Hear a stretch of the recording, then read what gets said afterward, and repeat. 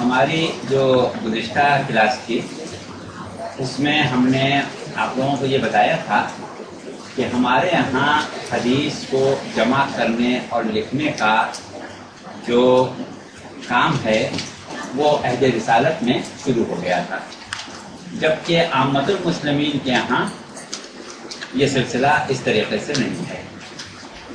دوسری چیز ہم نے آپ کو ایک یہ بتائی تھی کہ ہم راویوں کو اپنے کچھ طبقات میں تقسیم کرتے ہیں، تو وہ راوی کہ جو عہد رسالت میں تھے یا امیر المومنین علیہ السلام سے جنہوں نے احادیث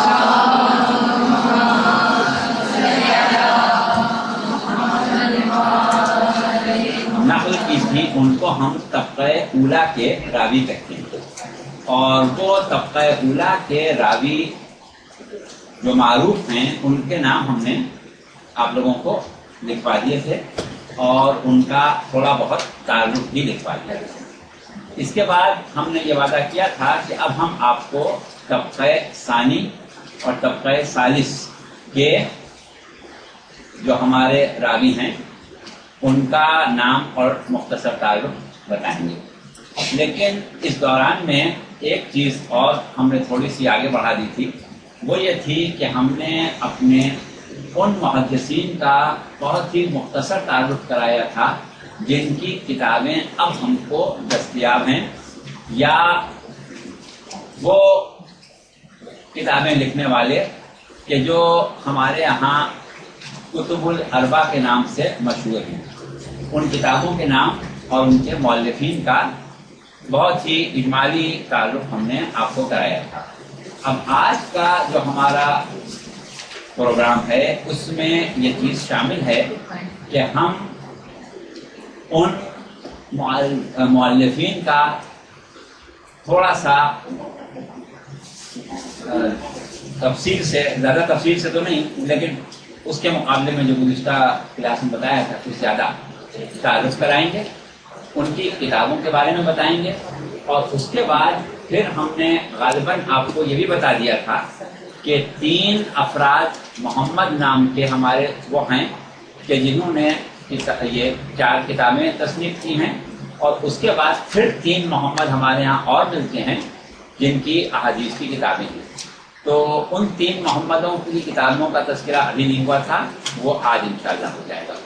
لیکن آج ایک بہت ہی اہم چیز جو ہم آپ کے اس کلاس میں شامل کرنا چاہتے ہیں وہ یہ ہے کہ ہم نے مختلف جگہوں سے احادیث کے بارے میں یا علم حدیث کے بارے میں جو مواد اکٹھا کیا ہے آپ لوگوں تک پہنچانے کے لیے، اس میں سے کچھ چیزیں ہم آپ کو براہ راست پڑھ کے سنا دیں گے، کیونکہ اگر ہم اس کو لیکچر کی شکل میں آپ کو دیں گے تو وقت زیادہ ہو جائے گا، تو ہم یہ چاہتے ہیں کہ ہم آپ کو پڑھ کے سنائیں، املا نہ کرائیں۔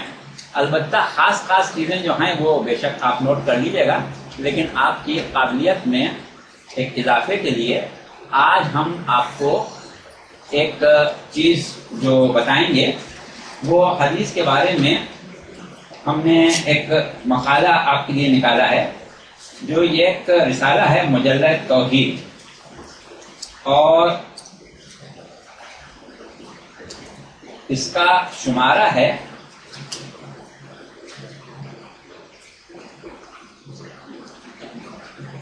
1 فروری 1984 تا مارچ 1984۔ تو سمجھیے کہ یہ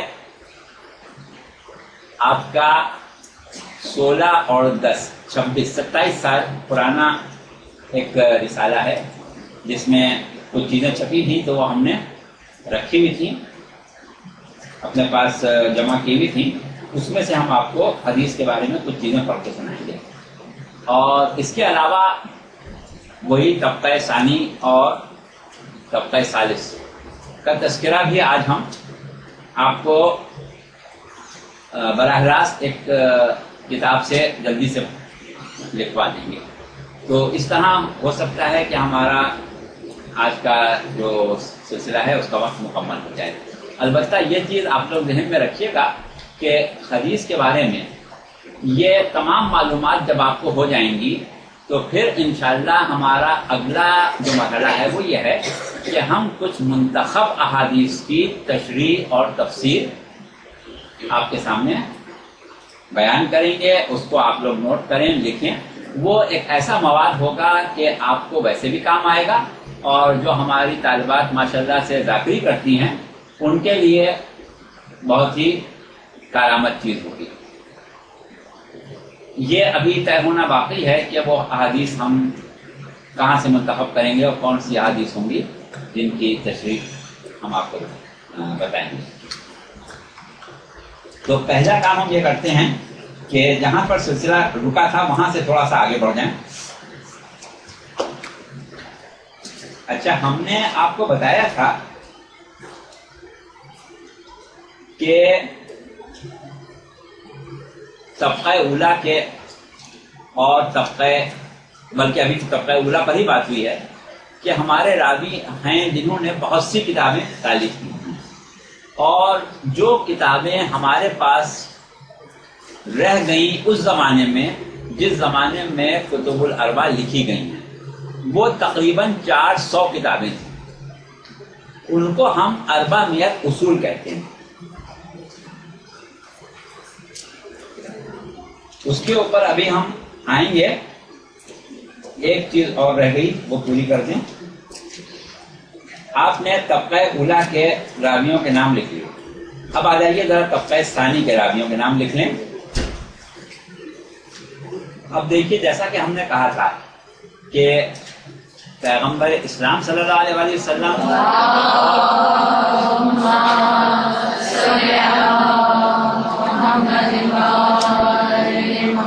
امیر المومنین علیہ السلام سے نقل کرنے والے راوی طبقہ اولا میں آ گئے. اچھا, اب طبقہ ثانی میں وہ راوی آتے ہیں جنہوں نے امام زین العابدین علیہ السلام سے احادیث نقل اور تعلیمات امام زین العابدین علیہ السلام کو جمع کیا ہے. تو اس میں ہم جن لوگوں کے نام لیتے ہیں اس میں کچھ نام ہم نے غالباً گزشتہ تقریر میں آپ کو بتائے بھی تھے. بہرحال آج بھی ہم اس میں سے کچھ بتائیں گے آپ کو زبانی, اور کچھ ہم آپ کو یہ کتاب میں سے لکھوا رہے ہیں جو نام اس میں ہیں, اور جو اس میں نہیں ہے وہ ہم آپ کو زبانی لکھوا دیں گے. تو اب امام سے ایک بات یہ یاد رکھیں کہ آپ لوگوں نے غور کیا ہوگا کہ ہمارے پاس عقائد کے سلسلے میں اور خاص طور سے توحید کے معاملے میں جو مواد ملتا ہے وہ زیادہ تر امیر المومنین علیہ السلام سے ملتا ہے. آپ کے خطبوں میں توحید کا بہت زیادہ تذکرہ ہے. اچھا, اس کے بعد ہمارے پاس فقہ کے معاملے میں جو روایات اور احادیث ہمارے راویوں نے جمع کی ہیں وہ زیادہ تر 5ویں اور 6ٹھے امام سے ہیں.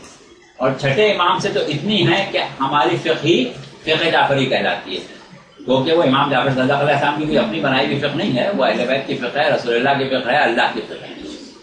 لیکن اس کو فقہ جعفری لوگ اس لیے کہہ دیتے ہیں کہ اس زمانے میں اور بہت سے لوگوں کی فقہیں ان کے نام سے مشہور تھیں.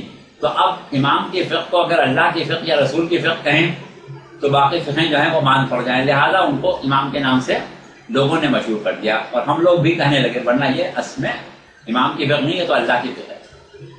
البتہ اس کی تعلیم سب سے زیادہ جو حاصل کی گئی وہ 6ٹھے امام سے ہوئی یا 5ویں امام سے. اچھا, لیکن ایک اور شعبہ علم ہے ہمارے پاس دین میں جو ہے اخلاقیات. اخلاقیات سے متعلق ہمارے پاس جو احادیث اور تعلیمات ملتی ہیں اس میں سب سے زیادہ جس امام کا حصہ ہے وہ آپ کے چوتھے امام زین العابدین علیہ السلام.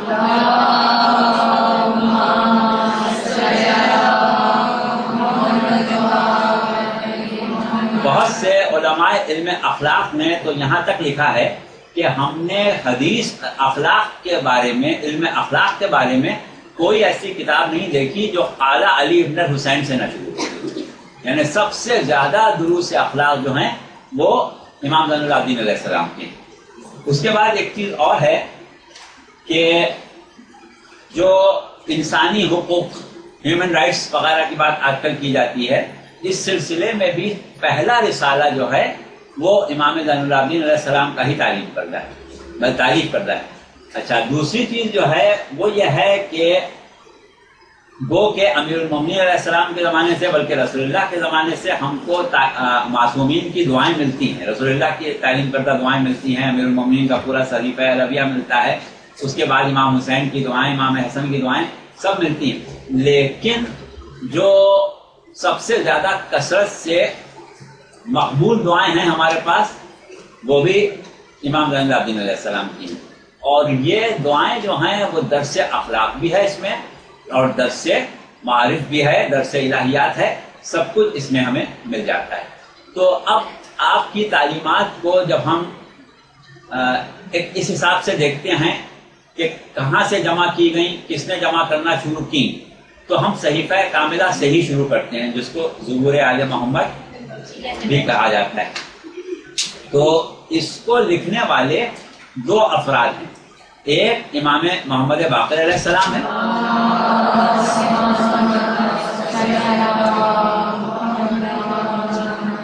اور دوسرے امام کے دوسرے فرزند حضرت زید شہید ہیں. تو یہ دو افراد ایسے ملتے ہیں جنہوں نے صحیفہ کاملہ کی دعاؤں کو امام سے لے کے نقل کیا ہے، اور ان کے قلمی نسخے بہت بعد تک موجود رہے. اس کی پوری ایک تاریخ ہے، وہ پھر کبھی بعد میں آپ کو بتائیں گے کہ کس طرح ان کی نسل میں وہ نسخے چلے، کس طرح ان کی نسل میں نسخے چلے، اور کیا اس کا سلسلہ آگے بڑھا، وہ پھر ہم انشاءاللہ بعد میں بتائیں گے. اچھا لیکن اب ہم امام زین العابدین علیہ السلام سے احادیث نقل کرنے والے راویوں کے سلسلے میں، جس کو طبقہ ثانی کہتے ہیں، کچھ نام بتا رہے ہیں وہ آپ نوٹ کریں. جابر ابن یزید جوفی، جابر ابن یزید جوفی، جوفی جیم عین فے یہ. اچھا یہ وہ ہمارے راوی ہیں، یا یہ کہیں کہ ناشر ہیں علوم اہل بیت کے، کہ جنہوں نے چوتھے امام اور پانچویں امام دونوں سے علوم لیے ہیں اور کتابیں تالیف کی. یہ 127 ہجری میں ان کی وفات ہوئی ہے. 127. انہوں نے تفسیر قرآن بھی لکھی ہے اور احکام شریعہ سے متعلق بھی ان کی کتابیں تھیں. مفسرین کی صف میں ان کا نام صف اول کے مفسرین میں آتا ہے.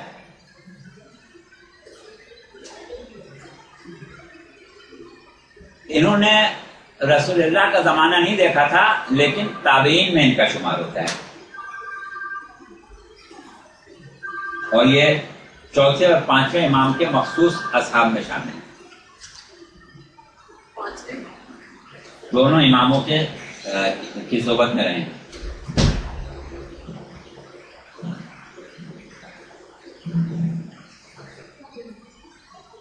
اچھا اس کے بعد دوسرا نام جناب زید شہید کا ہے. زید شہید کے بارے میں تفصیل ہم آپ لوگوں کو اس وقت نہیں بتا رہے ہیں، آپ لوگوں کو کافی حد تک معلوم ہے کہ انہوں نے خروج کیا تھا بنی امیہ کے خلاف اور شہید کیے گئے تھے. میں 4 تو نہیں ہوئے، 3 ہوئے، اس کے 2 لکھی ہے نا محمد حسن توسی نے.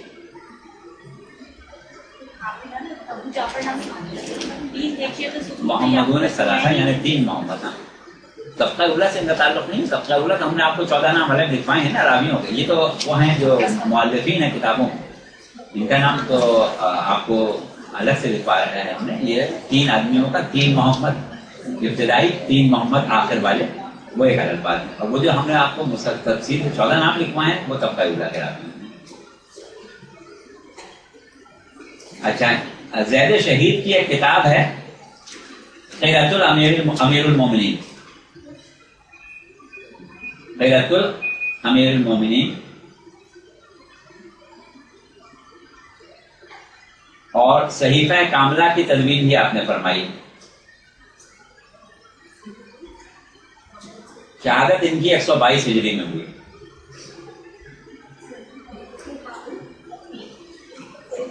صحیفہ کاملہ کی شہادت نہیں، صحیفہ کاملہ کی تدوین فرمائی ہوئی. 122 میں شہید ہوئی. زید شہید 122 میں شہید ہیں. تدوین تے دے تے دال واو یہ نون.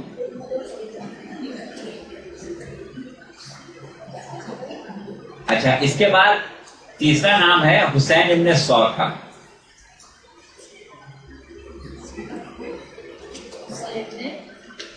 سے واو رے. اچھا یہ بھی وہی ہیں کہ جنہوں نے 5ویں اور 6ٹھے امام سے احادیث نقل کی ہیں اور ان کا ذکر جو ہے وہ شیخ نجاشی نے مصنفین شیعہ کے ذیل میں کیا ہے.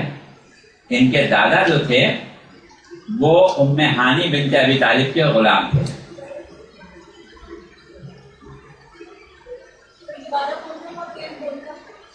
ہاں بیٹا اپنی سی بات دیر ہو جاتی ہے بات پوری نہیں ہو پاتی. اسی لیے ہم نے کہا تھا کہ املا نہیں کرے بس آپ پورا املا کروائیں تو بہت دیر لگ جائے گی. اچھا کیا کیا دوبارہ کہیں بتائیے. ان کے دادا جو تھے وہ ام ہانی کے غلام تھے. ام ہانی کون تھی؟ مولا کائنات کی بہن تھی ام ہانی. ہاں ان کے غلام تھے ان کے دادا. اچھا اس کے بعد جو نام آتا ہے وہ زیاد ابن منذر کا آتا ہے.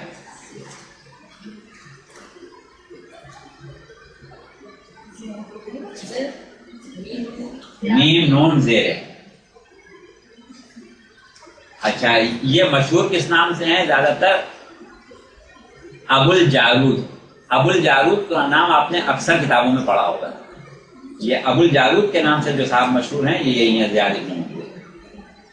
یہ امام زین العابدین علیہ السلام کے اصحاب میں تھے اور امام باقر علیہ السلام کا زمانہ بھی انہوں نے دیکھا ہے اور ان سے احادیث نقل کی ہیں. اچھا ان کا مسئلہ ایک یہ ہے کہ یہ پہلے صحیح العقیدہ مسلمان تھے, صحیح العقیدہ شیعہ تھے سمجھیں. بعد میں انہوں نے اپنا مذہب تبدیل کر دیا تھا, گمراہ ہو گئے تھے, زیدیے ہو گئے اور اسی عالم میں انہوں نے انتقال کیا.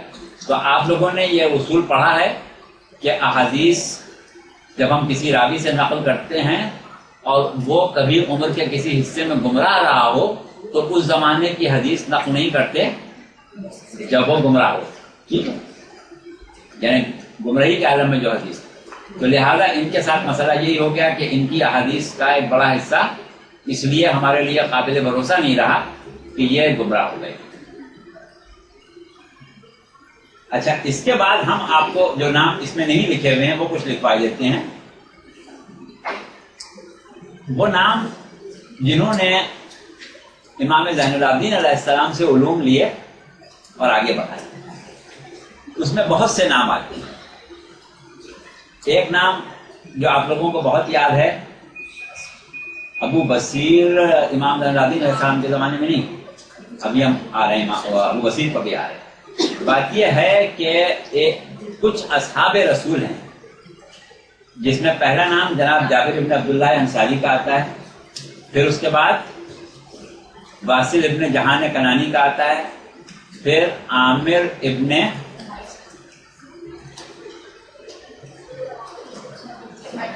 واصلہ کنانی. ہاں جابر ابن عبداللہ انصاری ہیں, سعید ابن جہان کنانی اور عامر ابن واصلہ کنانی. اور عامر ابن واصلہ کنانی. یہ افراد وہ ہیں کہ جو واصلہ کنانی واو الف سے لام تھے. یہ وہ افراد ہیں کہ جو اصحاب رسول تھے اور انہوں نے امام زین العابدین علیہ السلام سے کی صحبت میں رہ کے انہوں نے اتنی عمر پائی تھی کہ امام زین العابدین علیہ السلام کا زمانہ دیکھا تھا اور ان سے بہت سے علوم لے کے انہوں نے آگے بڑھائے. عامر ابن واصلہ کنانی جو ہیں یہ وہ صحابی ہیں کہ کل اصحاب رسول میں سب سے آخر میں ان کا انتقال ہوا. یعنی جب کوئی صحابی باقی نہیں تھا تو عامر ابن واصلہ کنانی تھے.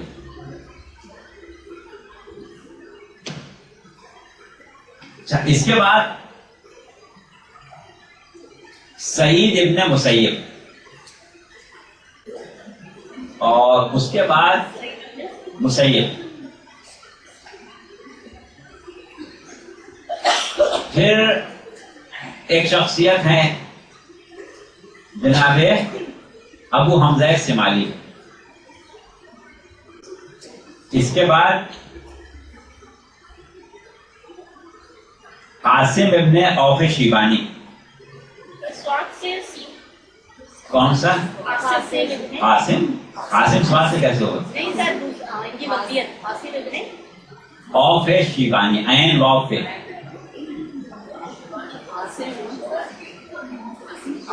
قاسم ابن اوف شیبانی.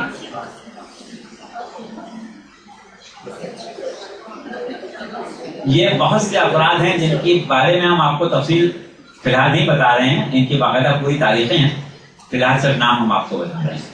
اس کے بعد ہیں ابو خالد کابلی. ابو خالد کابلی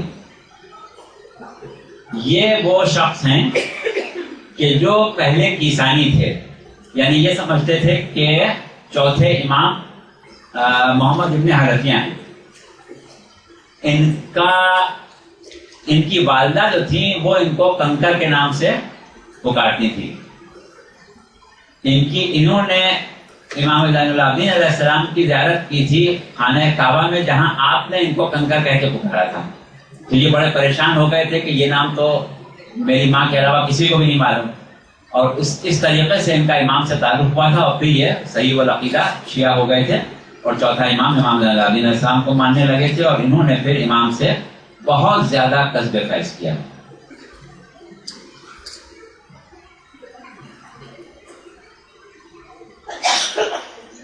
اچھا، ایک چیز اور یاد رکھیں کہ امام زین العابدین علیہ السلام نے ایک کام یہ کیا تھا کہ اپنی محنت کی کمائی سے آپ غلام اور کنیزیں خرید کے ان کو تعلیم دیتے تھے، اور اتنی تعلیم دیتے تھے کہ وہ بڑے بڑے عالم اور عالمات بن جاتی تھی. اس کے بعد آپ ان کو آزاد کر دیتے تھے. تو ہمارے پاس تاریخ میں ان غلاموں میں صرف چند نام ملتے ہیں، وہ کسی موقع پر ہم آپ کو لکھوا دیں گے، لیکن یہ ہے کہ تاریخیں ضائع ہو گئیں، ان کی تعداد بہت زیادہ ہے. اس کے علاوہ ایک خاتون کا نام ملتا ہے، ان کا ذکر کرنا بہت ضروری ہے کیونکہ ہماری گفتگو خواتین سے ہو رہی ہے، اور آپ لوگوں نے شاید ان کا نام سنا بھی ہو. یہ وہ خاتون ہیں کہ جنہوں نے بہت لمبی عمر پائی تھی، اور پہلے امام سے لے کے 8ویں امام تک کا زمانہ انہوں نے دیکھا. آپ لوگوں میں سے کوئی اگر ان کا نام لے لے تو بڑی خوشی ہوگی.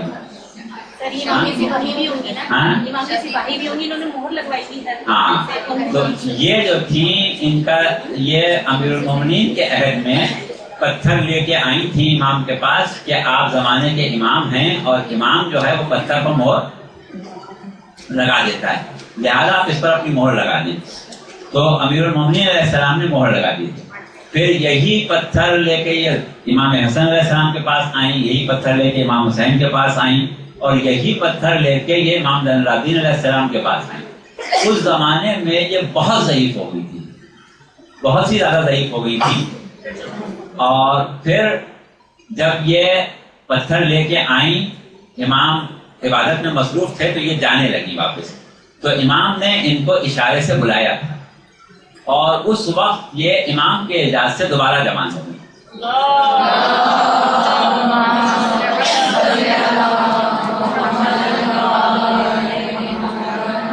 اور اس کے بعد انہوں نے علوم دین سیکھے تھے، اور ایک بہت ہی فعال معلمہ بن گئی تھی. اور پھر انہوں نے 8ویں امام تک کا زمانہ دیکھا، اور 8ویں امام تک سے مہریں لگوائیں. اس وقت ان کا انتقال ہوا، اور اس کے بعد پھر ان کے بیٹے نے 11ویں امام تک اس پتھر پر مہریں لگوائیں. تو یہ ایک ایسی خاتون ہیں کہ جنہوں نے ائمہ سے دروس لیے، اور خاص طور پر امام زین العابدین علیہ السلام.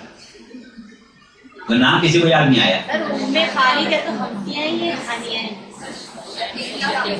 ہاں نہیں شتیتا تو وہ دوسری خاتون ہے امام موسی قاظم السلام کہتی جنہوں نے خمس دیا تھا.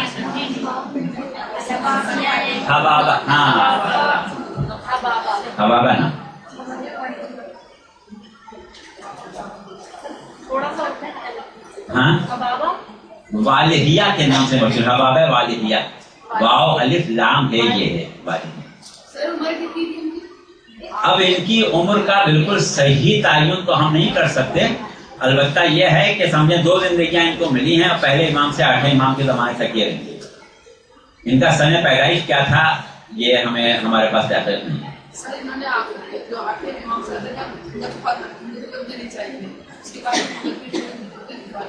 ہاں ممکن ہے ایسی کوئی بات ہوئی. اچھا تو یہ وہ لوگ ہیں کہ جنہوں نے چوتھے امام سے روایات اور احادیث نقل کی اور آگے بڑھے، اور پورا علم اخلاق جو ہے وہ انہی سے آگے بڑھا ہے. ابو حمزہ سمالی بھی ایک ایسی شخصیت ہیں کہ جن کو 8ویں امام نے اپنے زمانے کا سلمان فارسی قرار دیا، اور ان کا اصل نام جو تھا ثابت ابن دینار تھا. اور وہ رسالہ جس کو ہم بات کر رہے ہیں حقوق کے اوپر، امام نے لکھ کے ان کو بھیجا تھا کہ یہ تمہارے کام آئے گا، تم رکھ لو. وہ امام کا رسالہ ثابت ابن دینار نے ہی آگے بڑھایا ابو حمزہ سمالی. اور ان کو جو دعائیں تعلیم کی ہیں اس میں دعائیں ابو حمزہ سمالی آپ ماہ رمضان میں سحری میں پڑھتی ہیں. ثابت ابن دینار. اچھا یہ جو تھے ان کے 3 بیٹے تھے، حمزہ، منصور اور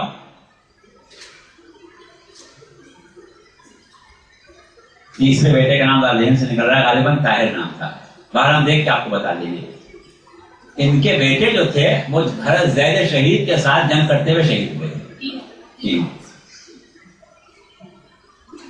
عام طور پر کتابوں میں طبقہ ثانیہ میں جو نام آتے ہیں یہ 4 یا 5 نام لکھوائے جاتے ہیں. یہ اضافی نام ہم نے آپ کو الگ سے لکھوا دیے ہیں کہ یہ تاریخوں میں ملتے ہیں ان کے نام، اس لیے ہم نے آپ کو لکھوا دیا. اور اس کے علاوہ بھی اور نام ہے جو ہم نے ابھی نہیں لکھوائے ہیں، کبھی موقع ہوگا تو لکھوا دیں. اچھا اس کے بعد آپ آ گئے ہیں طبقہ ثالثہ پر. اس میں اب آپ نے ابھی جو ان کا نام لیا تھا، پہلا نام ہے ابو بصیر یحییٰ ابن قاسم.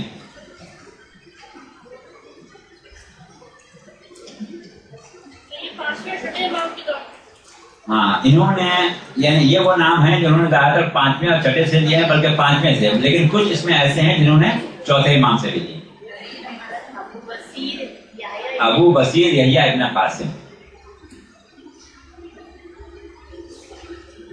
انہوں نے 5ویں اور 6ٹھے دونوں اماموں کا زمانہ دیا.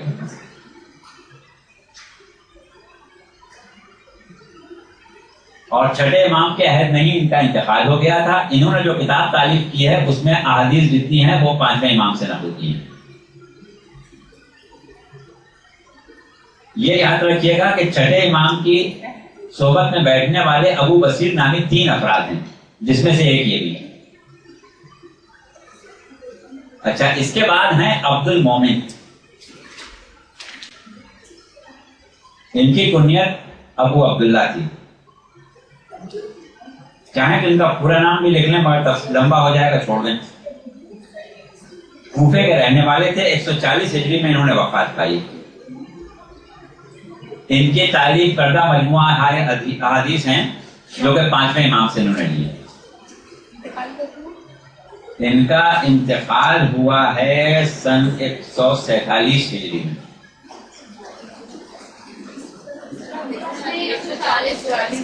ہم نے 40 کہا تھا، نہیں میرا ہم نے غلط کہہ دیا، اس میں دیکھ لیں. نہیں 47 ہے. 40 ہم غلط کہہ رہے ہوں. ان کا انتقال سن 147 ہجری میں ہوا ہے.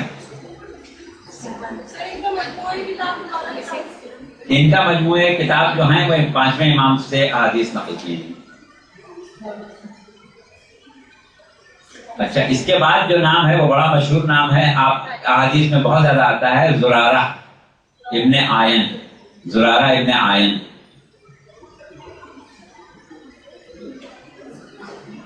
یہ بھی اصحاب امام باقر علیہ السلام میں ہیں.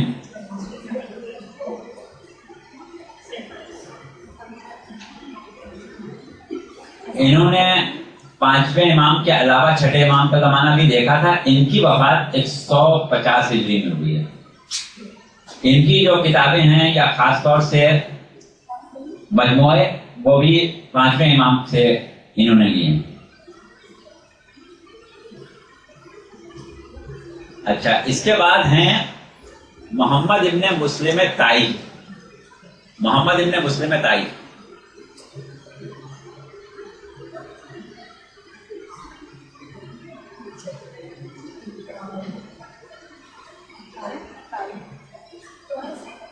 تو ایسے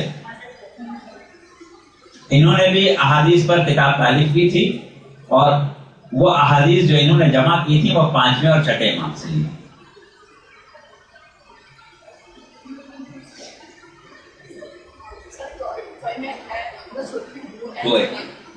تو الف اور حمزہ یہ.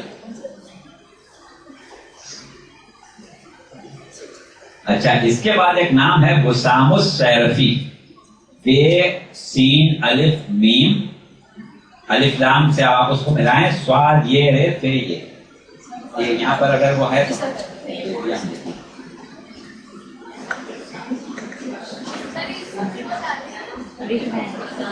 کیا کریں بیٹا؟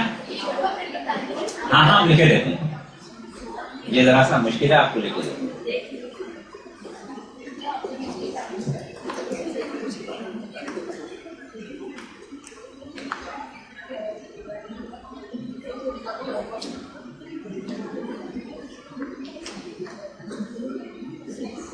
ٹھیک ہے,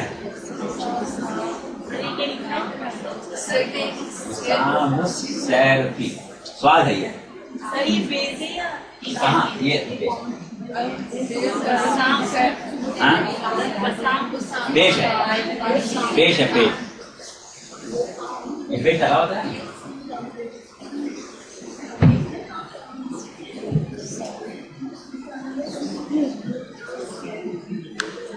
ان کا بھی ایک مجموعہ احادیث ہے جنہوں نے جمع کیا تھا.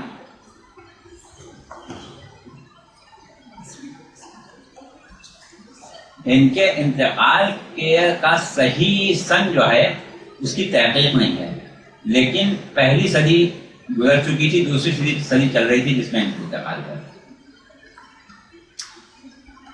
اچھا اس کے بعد جو نام ہے وہ بھی ذرا مشکل ہے, ہم آپ کو لکھے دیتے ہیں.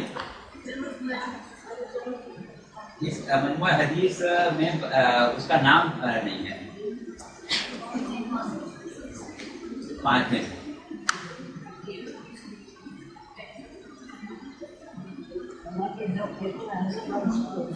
ابو عبیدہ وضاح,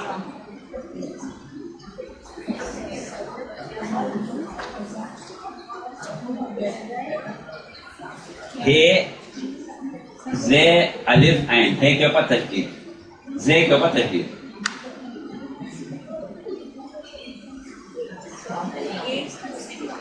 ان کا اصل نام جو ہے وہ ہے زیان ابن عیسیٰ. زیان ابن عیسیٰ, لیکن ابو عبیدہ اسی نام سے زیان ابن عیسیٰ.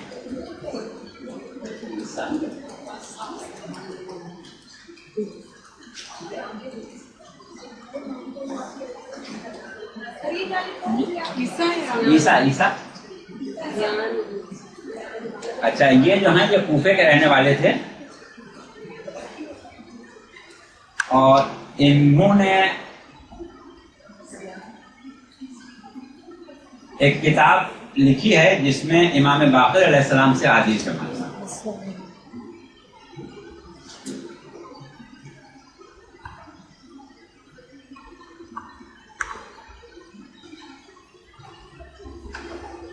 اچھا اس کے بعد امام باقر علیہ السلام کی احادیث پر مشتمل ایک اور کتاب ہمیں ملتی ہے جو کہ لکھی ہے زکریا ابن عبداللہ نے. تو یہاں پر آپ نے لکھی ہے زکریا ابن عبداللہ. ان کا لقب فیاض تھا لیکن یہ مشہور جو ہیں وہ اپنی کنیت سے ہیں ابو یحییٰ. تو آپ چاہیں تو زکریا ابن عبداللہ لکھیں, چاہیں ابو یحییٰ لکھیں. ابو یحییٰ کے نام سے زیادہ مشہور ہیں.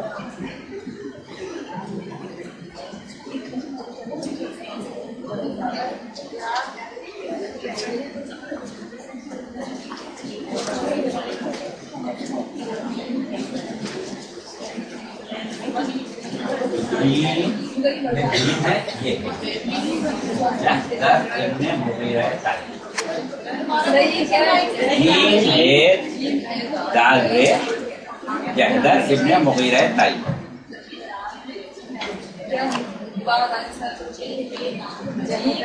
جیم ہے دال رے.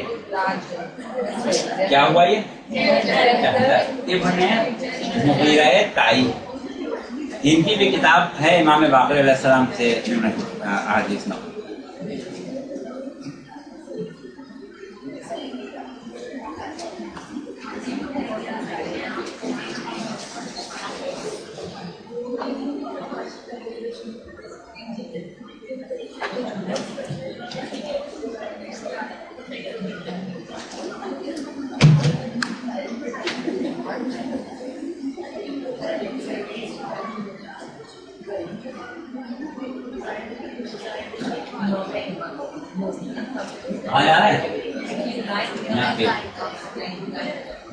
ابن زائدہ حضرمی. ہاں یہ جو ہیں ابو عبداللہ کے نام سے مشہور ہیں. ان کی بنیاد ابو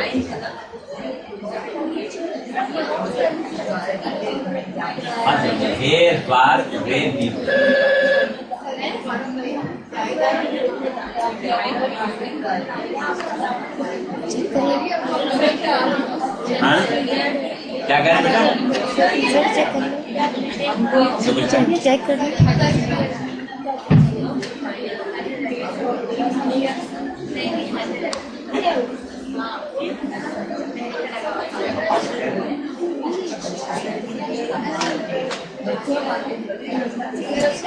اچھا اور اس کے بعد کیا ہوا؟ ہاں کیا ہوا؟ دوبارہ بتا دیجیے.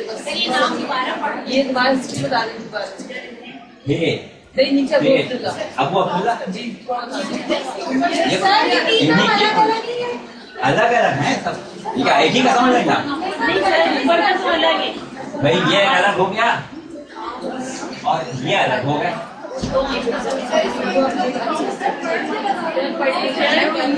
یہ کنیت ہے ابو عبداللہ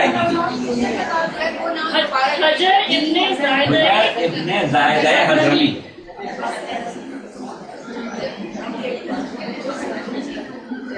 سلوات پڑھنے سب لوگ.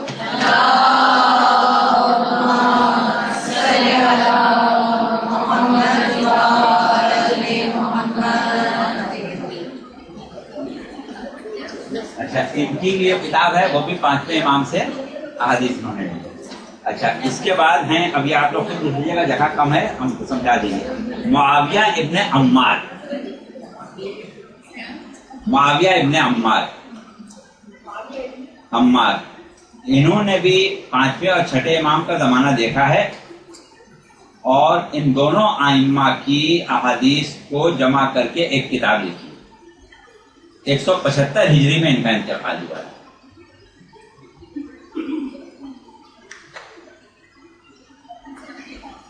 اچھا اس کے بعد ہیں مطلب الزہری.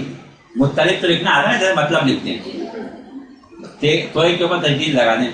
مطلب الزہری جو زے ہے رے یہ جو ہے یہ ہائے اول ہے.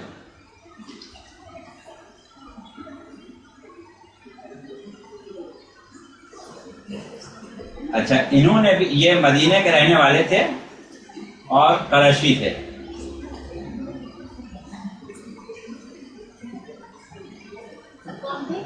قریشی تھے یعنی قبیلہ قریش سے تعلق تھا. اور ان کی کتاب جو ہے وہ بھی امام باقر علیہ السلام کی احادیث پر مشتمل ہے.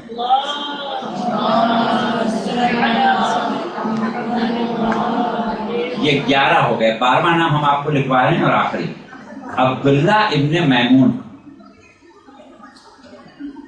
عبداللہ ابن میمون.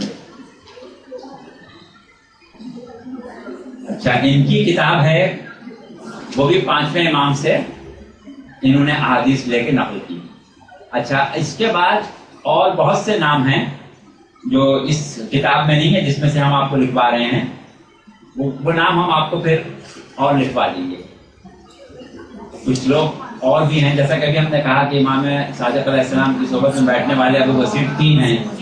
اس کے علاوہ ابن ابی عمیر ہیں اور بھی بعض نام ہیں.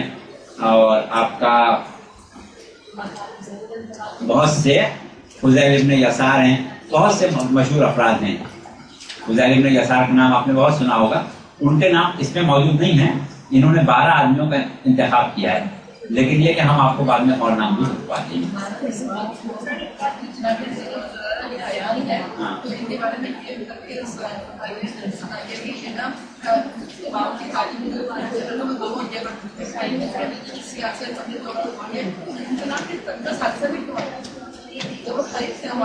نہیں ثالثہ سے مقصد یہ کہ پہلا وہ تھا جنہوں نے رسول اللہ سے اور امیر المومنین سے لی تھی. پھر اس کے بعد انہوں نے امام زین العابدین سے لی. پھر وہ جنہوں نے 5ویں 6ٹھے امام سے لی. ہاں ابو علی سینا تو خیر باقی شخصیتیں. ہاں جابر ابن عبد الحیان زکریا الزاری یہ وہ لوگ ہیں کہ جنہوں نے علم فقہ اور علم اخلاق کے علاوہ دیگر سائنس اور دوسرے مضامین امام سے لیے تھے 6ٹھے امام سے. ہم نے اسی لیے کہا کہ ابھی یہاں پر جو انتخاب ہے جو ہمارے سامنے کتاب ہے اس میں سے ہم لکھ رہے ہیں لیکن یہ کہ اس کے علاوہ بہت سے نام تو خود ہمیں یاد ہیں تو وہ ہم آپ کو بعد میں لکھوا دیں گے.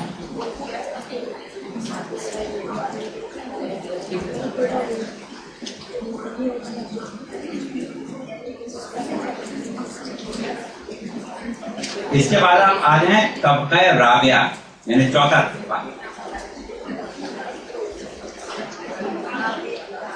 رابعہ رے الف بے عین ہے رابعہ. ہاں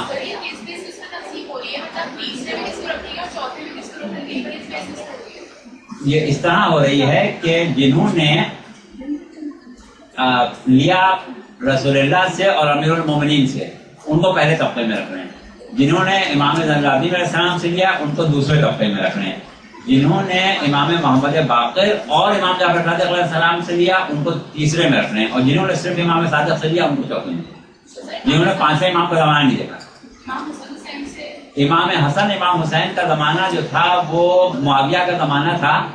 اس وقت آپ سے احادیث نقل کرنے والے سامنے نہیں آ سکے اور جو تعلیمات آپ سے دعاؤں کے سلسلے میں لی گئی ہے وہ زیادہ تر ان لوگوں نے لی ہے جن کا نام آپ نے یا تو طبقہ اولا میں پڑھ لیا ہے یا ان کے نام ابھی آپ کے سامنے نہیں آئے ہیں. وہ ہم کسی اور موقع پر آپ کو لکھواتے ہیں. اچھا یہ تعداد جو ہے جنہوں نے صرف 6ٹھے امام سے احادیث نقل کی ہیں یہ بہت بڑی تعداد ہے. آپ کے شاگردوں کی تعداد تقریباً 4000 بتائی جاتی ہے. وہ یونیورسٹی جو امام باقر علیہ السلام نے مدینے میں قائم کی تھی وہ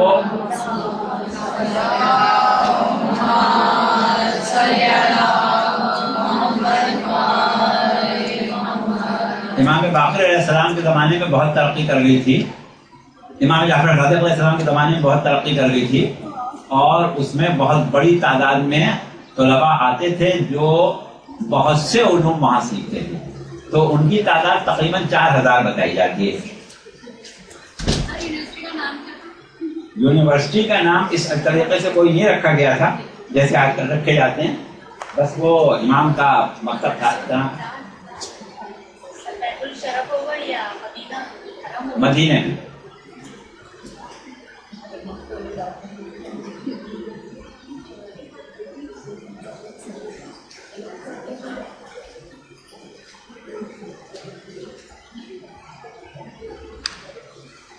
اچھا، تو اب وہ احادیث جو امام صادق علیہ السلام سے 4000 طالب علموں نے نقل کی، انہوں نے جو کتابیں لکھی ہیں ان کی تعداد 400 ہے.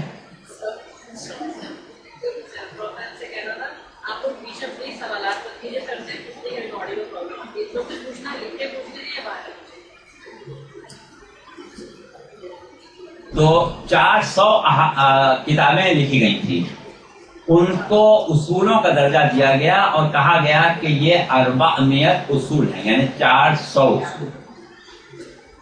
اب یہ وہ 400 اصول ہیں جس کے اوپر بعد میں کتابیں لکھی گئی، یعنی جس سے اخذ کر کے کتابیں لکھی گئی. اچھا، تو غرض یہ کہ یہ جو علوم امام سے لے کے لوگ نکلے، تو 4000 تو ظاہر ہے کہ شروع سے آخر تک وہی 4000 تو نہیں ہوں گے، آتے رہے بڑھتے رہے. تو وہاں سے لوگ علوم لے کے جو لکھ کے نکلتے تھے وہ قافلے کے قافلے اونٹوں پر لد کے شہر بشہر جاتے تھے، جس میں وہ علوم ہوتے تھے جو لوگ امام صادق علیہ السلام سے وہاں سیکھتے تھے اور اس کے بعد وہاں سے نکلتے تھے.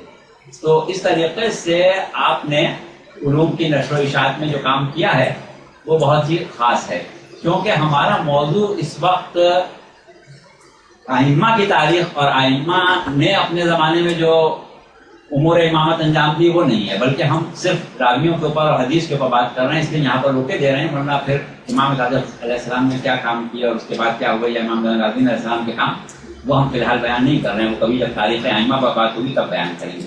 لیکن یہ ہے کہ یہ بہت بڑی تعداد میں احادیث وہاں سے نکلی اور دور دور علوم جو ہیں وہ پھیلی. اچھا، اب فی الحال ہم یہاں پر اس کو روک رہے ہیں کیونکہ ہم نے گزشتہ تقریر میں آپ کو بتایا تھا کہ یہی 400 اصول ہیں جس کے اوپر اصول کافی، ملا یحضر الفقیہ اور التہذیب اور الاستفسار بعد میں تالیف کی گئی. اور اس میں سب سے زیادہ اہمیت جو ہم دیتے ہیں وہ اصول کافی کو دیتے ہیں. اس کی وجہ ہم نے آپ کو بتائی تھی کہ وہ احادیث اعلیٰ کہلاتی ہیں کہ جس میں راویوں کی تعداد بہت کم ہو، 2-3 راویوں کے بعد سلسلہ امام سے مل جائے. تو اصول کافی میں زیادہ تر روایات اسی قسم کی ہیں. اب اصول کافی کے مؤلف شیخ محمد ابن یعقوب کلینی، جن کا لقب، جن کی کنیت ابو جعفر، نام محمد ہے، اور یہ جو ہیں یہ ایک بہت بڑے شیعہ مجدد کے نام سے مشہور ہیں. سینکڑوں کی تعداد میں انہوں نے کتابیں لکھی.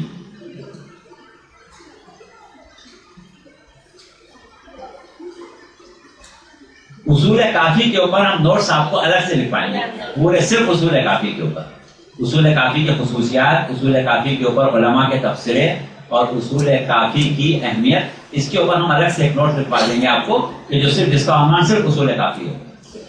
اچھا، لیکن ابھی آپ یہ سن لیں کہ یہ جناب شیخ محمد ابن یعقوب کلینی یہ وہ شخصیت ہیں کہ ان کی وفات بغداد میں ہوئی تھی، اور ان کی وفات کے بہت عرصے بعد ایک مرتبہ بنی عباس کا ایک بادشاہ یہ دیکھ کے بڑا حیران تھا کہ 7ویں امام کے روضے کے اوپر اتنی بڑی تعداد میں لوگ کیوں آتے ہیں. تو اس نے اپنے دربار میں تعجب کا اظہار کیا تھا. تو کسی درباری نے یہ کہا تھا کہ یہ رافضی لوگ جو ہیں ان کا یہ عقیدہ ہوتا ہے کہ امام اپنی قبر میں ویسے ہی موجود ہوتا ہے، لہذا یہ لوگ قبروں پر اماموں کی آتے ہیں. تو اس نے کہا کہ ٹھیک ہے، میں قبر کھود کے دیکھوں گا. تو اس نے ارادہ کیا تھا 7ویں امام کی قبر کھودنے کا. اتفاق سے وہاں پر ایک مومن عالم تقیہ میں موجود تھا, تو اس نے یہ کہا کہ اتنا بڑا کام آپ کیوں کر رہے ہیں, یہ عقیدہ ان لوگوں کا اپنے علماء کے بارے میں بھی ہے. ہمارے شہر میں ان کے ایک عالم کی قبر ہے, وہ کھود کے دیکھ لیں. تو پھر ان کی شیخ محمد ابن یعقوب کلینی کی قبر جو بغداد میں تھی, یہ کھودی گئی تھی, تو آپ کی کا جسم جو نکلا تھا وہ اس طرح نکلا تھا کہ جیسے بالکل ابھی ابھی سوئے ہوں.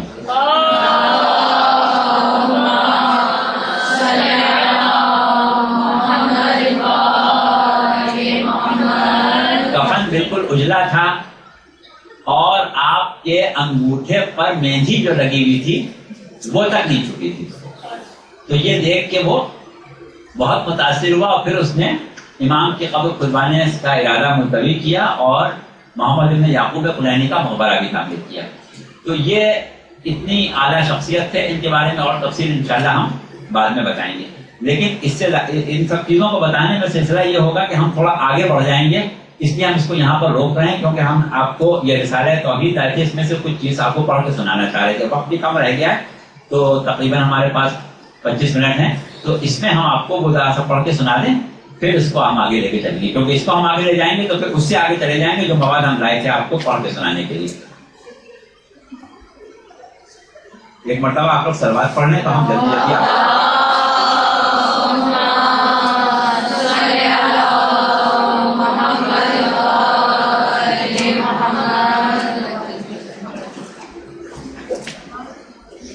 یہ مضمون ہے جناب مفتی سید طیب آغا جزائری کا, جو قم میں ہوتے تھے, اور اس کا موضوع ہے حدیث کا ایک تقابلی مطالعہ. اس میں شروع کی چیزیں ہم نے چھوڑ دی ہیں, وہ سب ہم آپ کو پڑھا چکے ہیں, اور ابھی جو ہم بتانے جا رہے ہیں وہ بھی آپ کو بتا چکے ہیں. لیکن ہوتا یہ ہے کہ ہم اپنے الفاظ میں جو چیز بتا رہے ہیں, تو ہم یہ چاہ رہے تھے کہ مختلف علماء نے انہی باتوں کو کس انداز پر لکھا ہے.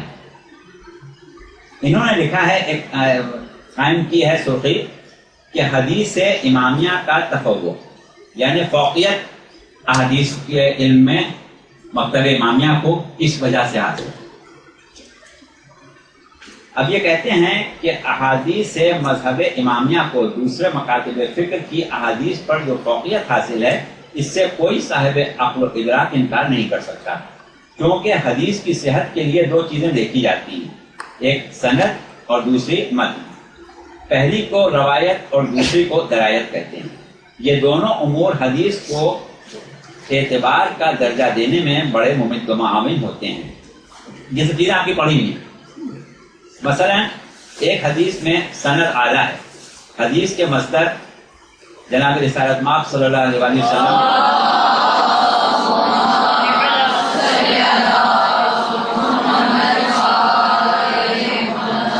سے اتصال ہے. راوی وہ ہے جو سفر حضر بلکہ قبل بعثت سے رسول اللہ کے ساتھ رہا ہے, اور اس کے مقابلے میں ایک وہ حدیث ہے جس کا راوی رسول اللہ صلی اللہ علیہ وسلم کی وفات کے 100 سال کے بعد پیدا ہوا ہے. تو ظاہر ہے کہ پہلی حدیث قابل عمل ہوگی. اب دیکھیے, جیسا کہ ہم نے کہا تھا کہ ہمارے ہاں احادیث لکھنے کا سلسلہ رسول اللہ کے زمانے سے شروع ہو گیا تھا, اور یہ ایک عجیب بات ہے جو ہم نے ابتدا میں آپ کو بتائی تھی کہ رسول اللہ جب کوئی فرمان جاری کریں, رسول اللہ جب کوئی احکامات بیان کریں, رسول اللہ جب کوئی خطبہ دیں, تو ظاہر ہے کہ اگر مسجد میں ہوں گے تو کچھ نہیں تو 1000 آدمیوں کا مجمع تو ہوگا, میدان میں ہوں گے تو اس سے زیادہ کا مجمع ہو سکتا ہے. اور اسی طرح اگر خاص طور پر کوئی اہتمام کر کے آپ نے خطبہ دیا ہو, لوگوں کو جمع کر کے دیا ہو, تو پھر وہ مجمع جو ہے وہ ہزاروں سے اوپر جا سکتا ہے. لیکن اس کے باوجود آپ سے روایات نقل کرنے والوں میں کوئی حدیث ہمیں ایسی نہیں ملتی جو تواتر باللفظ کے درجے تک آتی ہے, اور سوائے گنتی کی چند حدیثوں کے کہ جو تواتر بالمانی ہے, اور اس کے بعد مستفیض حدیثیں یعنی جس میں ہر دور میں 3 افراد ہوں, وہ بھی نہیں ملتی, ایک ایک راوی ملتا ہے. اور اگر ہم عام مسلمانوں کے ان راویوں کے نام جمع کریں جنہوں نے رسول اللہ سے حدیثیں لی ہیں, تو وہ گنتی کے چند نام ملتے ہیں, 5-6 نام, جبکہ 2.25 لاکھ افراد یا 1.25 لاکھ افراد سے لے کے 1.25 لاکھ افراد تک کی تعداد بتائی جاتی ہے میدان غدیر کی، تو 3-4 افراد. اچھا، اور اس میں بھی صورتحال کیا ہے کہ سب سے زیادہ روایات جو نقل کی گئی ہیں وہ ابو ہریرہ سے کی گئی ہیں. ابو ہریرہ جنگ خیبر میں یعنی 7ویں ہجری میں خیبر فتح ہونے کے بعد عمرو ابن عاص کے ساتھ گھومتے ہوئے خیبر پہنچے تھے، اور وہاں آ کے انہوں نے مال غنیمت کے ڈھیر اور انبار دیکھے تھے. اس وقت یہ مسلمان ہوئے تھے اور انہوں نے چاہا تھا کہ ان کو مال غنیمت میں سے کچھ مل جائے.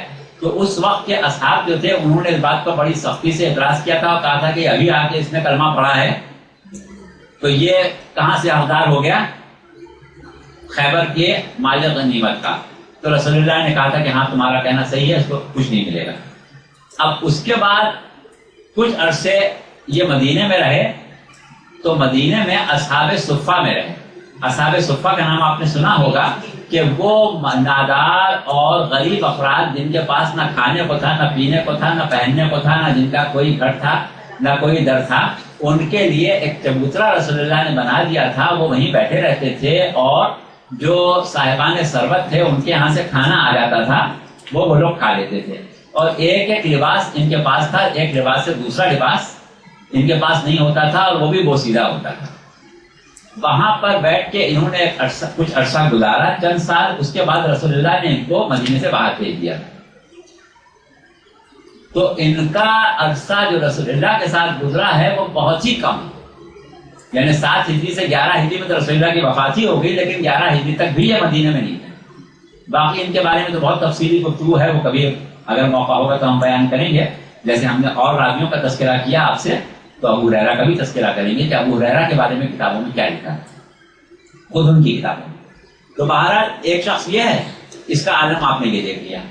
اچھا، اس کے بعد یہی شخص کہ جس کے پاس کھانے کو نہیں تھا، اپنے آخر زمانے میں اس کے اتنے محل تھے، اتنا روپیہ پیسہ دولت اور زمینیں تھیں کہ جو شمار نہیں ہو سکتی.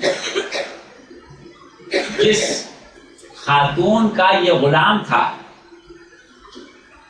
بعد میں اس نے اسی خاتون کے ساتھ شادی کی تھی اور اس سے انتقام لیتا تھا اس زمانے کا جب یہ غلام تھا. اس کی بڑی تفصیلی تاریخ ہے. تو بہرحال کہنے کا مقصد یہ ہے کہ ایک ایسا شخص کہ جو ایک دم مال و دولت میں کھیلنے لگا، کیا وجہ تھی، کہاں سے آ گیا پیسہ، کیوں آ گیا، کس نے دیا، کیوں دیا، تو یہ سب تفسیر اپنی جگہ ہے. اس کے بعد دوسرا راوی جو ان کے ہاں جن سے نصف دین لیا گیا وہ ام المومنین عائشہ ہیں. عائشہ نے مکی زندگی نہیں دیکھی، ہجرت سے چند دن پہلے ان کا عقد ہوا تھا لیکن رخصتی نہیں ہوئی. رخصتی ہجرت کے بعد کافی عرصے بعد ہوئی، اور اس وقت ان کے بارے میں کہا یہ جاتا ہے کہ بہت کم سن تھی، اتنی کم سن تھی کہ گڑیاں کھیلتی تھی. تو ان سے روایات اتنی لی گئی کہ نصف دین ان سے لیا گیا. اس کے بعد انس بن مالک کی چند روایات ہیں، اور بہت تھوڑی سی روایات عبداللہ ابن عباس سے لی گئی. اس کے علاوہ ہمیں کوئی بڑی تعداد راویوں کی نہیں ملتی.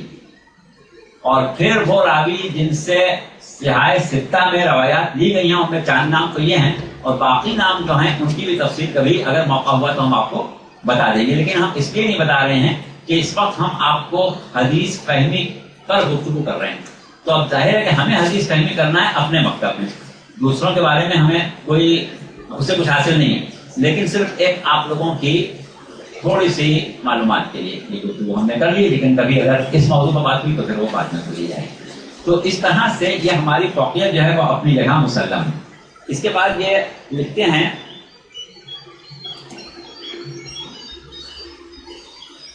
کہ حدیث امامیہ کا تفوق سندی حیثیت سے، حدیث امامیہ سندی حیثیت سے اس لیے فائق ہے کہ اس کی تدوین حدیث غیر امامی کی تدوین سے کم از کم 100 سال قبل عمل میں آئی. یعنی رسول اللہ صلی اللہ علیہ وسلم کی وفات سے 100 سال بعد تک کتب امامیہ کے علاوہ کسی کتاب کا پتہ نہیں چلتا ہے، سب کچھ سینہ بسینہ چلا آ رہا تھا۔ اب اس 100 سال کے عرصے میں اس علم میں سینہ پر کیا گزری خدا ہی بہتر جانتا ہے۔ چنانچہ اس سلسلے میں حافظ جلال الدین سیوطی اپنی کتاب تدریب الراوی میں فرماتے ہیں کہ حدیث کی تدوین پہلی صدی ہجری کے آخر میں عمر ابن عبدالعزیز کے حکم سے عمل میں آئی، کیونکہ صحیح بخاری میں ہے کہ عمر ابن عبدالعزیز نے ابو بکر ابن حزم کو خط لکھا کہ رسول اللہ صلی اللہ علیہ وآلہ وسلم کی حدیثوں پر نظر کرو اور ان کو لکھ لو، کیونکہ مجھ کو علم کے مٹ جانے اور علماء کے فوت ہو جانے کا خوف ہے۔ ایسا ہی کچھ ابو نعیم نے بھی تاریخ اصفہان میں لکھا ہے۔ ان کے الفاظ یہ ہیں کہ عمر ابن عبدالعزیز نے اپنی مملکت کے اطراف میں لوگوں کو لکھا اور رسول اللہ کی احادیث کو تلاش کر کے جمع کروایا۔ تاسیس الشیعہ صفحہ 278۔ اچھا دیکھیے، اب یہ سن 99 ہجری میں عمر ابن عبدالعزیز تخت پر بیٹھے۔ اس کا مطلب کیا ہوا کہ رسول کی وفات کو 88 سال گزر گئے۔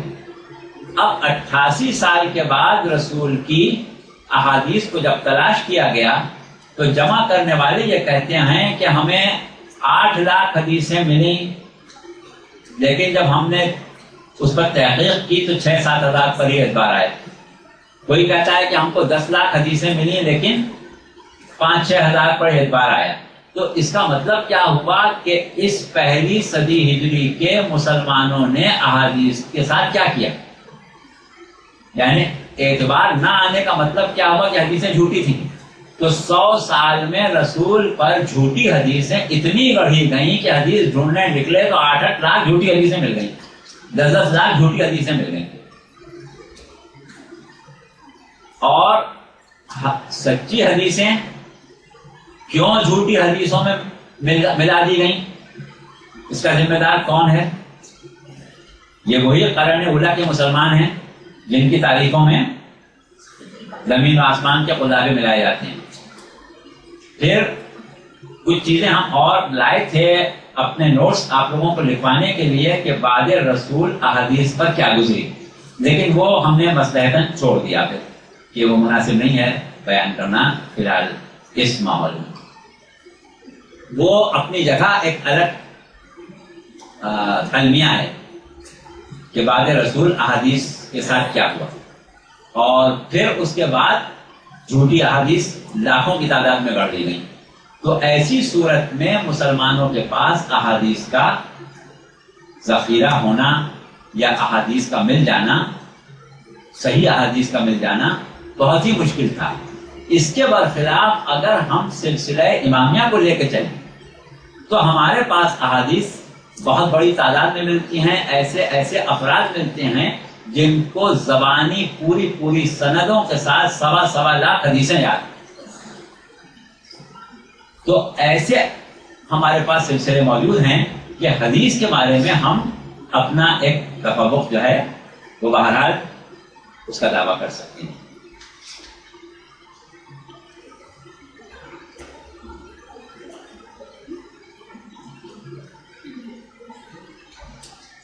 اچھا، اب اس کے بعد یہ لکھتے ہیں کہ خلیفہ عمر ابن عبدالعزیز 10 صفر 99 ہجری میں تخت پر بیٹھے اور 6 رجب 101 میں ان کا انتقال ہو گیا، یعنی کل 2 سال 5 ماہ انہوں نے حکومت کی۔ اتنے قلیل عرصے میں کیسے ممکن ہے کہ تدوین حدیث کا اتنا بڑا کام، وہ بھی اس زمانے میں جبکہ آج کل جیسے وسائل موجود نہ تھے، انجام پا گیا ہو؟ پھر حافظ جلال الدین یا کسی دوسرے شخص نے اس بات پر کوئی روشنی نہیں ڈالی کہ یہ واقعہ ابتدائی خلافت عمر ابن عبدالعزیز کا ہے یا آخری زمانے کا۔ اگر آخری زمانے میں اس فرمان کے صدور کو فرض کر لیا جائے تو یہ دوسری صدی کی ابتدا کا واقعہ ہوگا، نہ کہ پہلی صدی کا۔ ایسا معلوم ہوتا ہے کہ خلیفہ عمر ابن عبدالعزیز نے یہ فرمان تو دیا تھا مگر اس پر عمل نہ ہو سکا۔ اگر ان کے زمانے میں تدوین حدیث عمل میں آئی ہوتی تو دوسرے معتبر علماء اسلام اپنی کتابوں میں اس بات کی صراحت نہ کرتے کہ دوسری صدی کے آخر میں حدیث کی تدوین عمل میں آئی، جیسا کہ حافظ ذہبی تذکرۃ الحفاظ میں تحریر فرماتے ہیں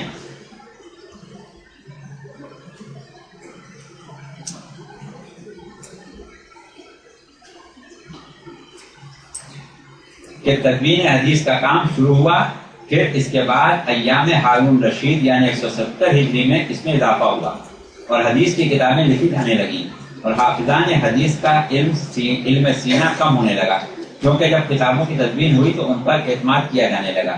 اس سے قبل تمام صحابہ اور تابعین کا علم سینوں میں محفوظ تھا اور وہی علم کا خزانہ سمجھے جاتے تھے۔ علامہ ذہبی کا علم تاریخ و حدیث نے وہ پایا ہے کہ کسی دوسرے کا علم پر قیاس نہیں کیا جا سکتا۔ اگر پہلی صدی کے آخر میں تدوین حدیث عمل میں آئی ہوتی تو وہ کم از کم ایک قول ہی کی حیثیت سے اس کا تذکرہ ضرور کرتے۔ ان کا سیوطی کے قول کو نظر انداز کر دینا اس بات کی کھلی ہوئی دلیل ہے کہ یا تو یہ بات درست نہیں ہے یا صرف فرمان عمر بن عبدالعزیز تک صحیح ہے جس کی تعمیل نہ ہو سکی۔ تو اب انہوں نے جو بحث کی ہے پوری وہ یہ ہے کہ عمر بن عبدالعزیز کے عہد میں حکم جاری ضرور ہوا ہے لیکن اس زمانے میں بھی تدوین نہیں ہوئی، تدوین اس کے بھی بعد ہوئی، یہاں تک کہ بنی عباس کا رہا گیا۔ اچھا، اس کے بعد بس ایک چیز آپ اور سنیں، ابھی بازا تو بہت تفصیل ہے تو اس میں نہیں جا سکیں گے ہم، اور نہ آپ لوگوں کو یاد رہے گا اتنی جلدی جلدی سن کے۔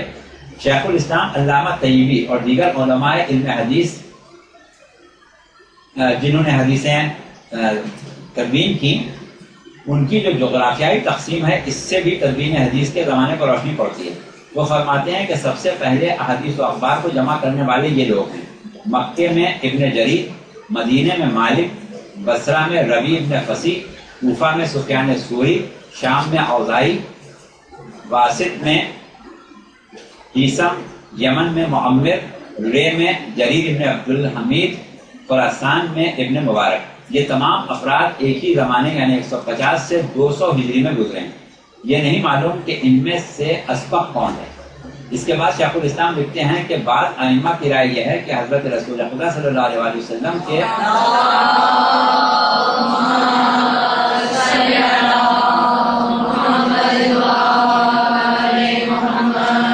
آپ کی تمام احادیث کو دوسری صدی ہجری میں کے آخر میں جمع کیا گیا۔ بہرکیف مذکورہ والا بیانات سے اچھی طرح واضح ہو جاتا ہے کہ اسلام میں تدوین حدیث کا زمانہ دوسری صدی ہجری کے اواخر کی بات ہے۔ اس کے معنی یہ ہے کہ حضرت رسول خدا صلی اللہ علیہ وسلم کی وفات سے 130 سال تک یا کم از کم 100 سال تک حدیث نام کی کوئی کتاب نہ تھی، بلکہ اس کے بدلے لوگوں کے سینوں میں چھپے ہوئے خزانوں ہی سے کام لیا جاتا تھا۔ اچھا، اب اس کے بعد انہوں نے مذہب امامیہ میں سب سے پہلے حدیث جمع کرنے والوں کے نام لکھے ہیں، تو یہ وہی افراد ہیں جن کے نام ہم نے آپ کو طبقہ اولیٰ میں لکھوا دیے۔ تو یہ ہمیں آپ کو پڑھ کے سنانے کا مقصد صرف یہ تھا کہ جلدی سے آپ کو ہم بتا دیں، بجائے اس کے کہ ہم خود اپنے الفاظ میں بیان کریں کہ یہ چیزیں وہ ہیں جو کتابوں میں ملتی ہیں ہمیں اس انداز پر کہ علم حدیث ہمارے ہاں تدوین حدیث، حدیث کا جمع کیا جانا، حدیث کو اہمیت دینا اور حدیث کا اس طریقے سے صحیح طور پر آگے بڑھانا اور اس کا تحفظ کرنا، اس کا شرف صرف ہم کو حاصل ہے۔ باقی مسلمانوں میں 200 سال بعد یہ صورتحال جو ہے وہ پیدا ہوئی۔ ایک مرتبہ ایک زمانے میں ٹی وی پر ایک مضمون ایک پروگرام آیا کرتا تھا، سمجھیں اسلام کو، اور ایک عالم دین تھے مسلمانوں کے، غلام مرتضیٰ ملک، شاید آپ لوگوں نے ان کو دیکھا ہو یا ان کی باتیں سنی ہو، اچھے سمجھدار آدمی تھے۔ خیر ان سے ہمیں ذاتی طور پر کوئی اختلاف یا ان پر اعتراض نہیں ہے، جو بات وہ انہوں نے کی اپنے مذہب کے حساب سے بالکل صحیح کی۔ تو ایک مرتبہ ان سے یہ سوال ہوا تھا کہ وہ ذخیرہ احادیث کا جو مسلمانوں کے پاس ہے اس پر کتنا اعتبار کیا جا سکتا۔ بڑا اچھا سوال تھا۔ تو انہوں نے اس کے جواب میں یہ فرمایا تھا کہ حدیث کے اوپر جتنا کام اہل سنت مسلمانوں نے کیا ہے اتنا دنیا میں کبھی کسی نے کسی چیز پر کیا نہیں، اور اہل رسالت سے صحابہ کرام قلم کاغذ لیے رسول اللہ کے گرد جمع رہتے تھے اور جو آپ فرماتے تھے وہ اس کو لکھتے جاتے تھے۔ اب یہ دیکھیے کہ فرما رہے ہیں کہ قلم کاغذ لیے لوگ رسول کے گرد جمع رہتے تھے، لیکن جب وہی کتابیں یہ بتا رہی ہیں کہ رسول قلم کاغذ مانگ رہے تھے تو ملا نہیں تھا، تو اس وقت وہ کہاں چلے گئے تھے سب لوگ جو قلم کاغذ لیے گھومتے رہتے تھے۔ اچھا، اور پھر قرآن کی تدوین کے بارے میں یہ دعویٰ کیا جاتا ہے کہ رسول کے زمانے میں کاغذ ہی نہیں تھا تو رسول لکھواتے کیسے؟ تو اونٹ کی ہڈیوں پر اور ہرن کی چھال پر اور خدا جانے کہاں کہاں۔ لکھی ہوئی تھی، اور رسول اللہ کی وفات ہوتے کے ساتھ ہی کاغذ بھی آ گیا اور لکھی بھی آنے لگی۔ تو اب اس وقت لوگوں نے احادیث جمع کی، اور پھر وہ یہ کہتے ہیں کہ اتنی ہم نے حدیث میں چھانٹ پھٹک کرنے کی کوشش کی کہ باقاعدہ علوم دریافت کیے، علوم ایجاد کیے، ان کے تحت ہم احادیث کو پرکھتے ہیں، اور حدیث کو پڑھنے والے علماء جو ہیں وہ جانتے ہیں کہ کس حدیث کا کیا مقام ہے، اور ہم صرف 2 قسم کی احادیث پر اپنے نظریات اور عقائد کی بنیاد رکھتے ہیں، یا احادیث تواتر اور یا احادیث متفق۔ احادیث متفق عام مسلمان ان احادیث کو کہتے ہیں کہ جو صحیح مسلم میں بھی ہیں اور صحیح بخاری میں بھی۔ صحیح بخاری اور صحیح مسلم میں جو حدیثیں وہاں ہیں متفق ہیں، ان کو حدیث متفق کہتے ہیں۔ انہوں نے یہ نہیں بتایا کہ ان کی تعداد کتنی ہے، تواتر سے حدیثیں جو آئی ہیں وہ کتنی ہیں، اور متفق حدیثیں کل کتنی ہیں، لیکن یہ بات ان کی کہنا کہ علوم ایجاد کیے، چھان پھٹک کی، صحیح حدیثیں نکالی، حدیثوں کی درجہ بندی کی، تو اس کی ضرورت پیش کیوں آئی؟ اگر اس زمانے سے اس طرح احادیث کا تحفظ کیا جا رہا تھا اور اتنی حدیث کو اہمیت دی جا رہی تھی، تو پھر یہ سب چیزوں کی ضرورت ہی کیوں پیش آئی؟ اور اس کے بعد پھر یہ احادیث کی تعداد کتنی ہے کہ جس پر بنیاد رکھی جاتی ہے؟ تو یہ ایک طویل فلسفہ ہے بہرحال حدیث کا، لیکن کیونکہ اس میں بہت سے ایسے پہلو آ جاتے ہیں کہ جن کو ہم منظر عام پر اپنے پلیٹ فارم سے نہیں بیان کرنا چاہتے، اس لیے ہم نے وہ چھوڑ دیا تھا۔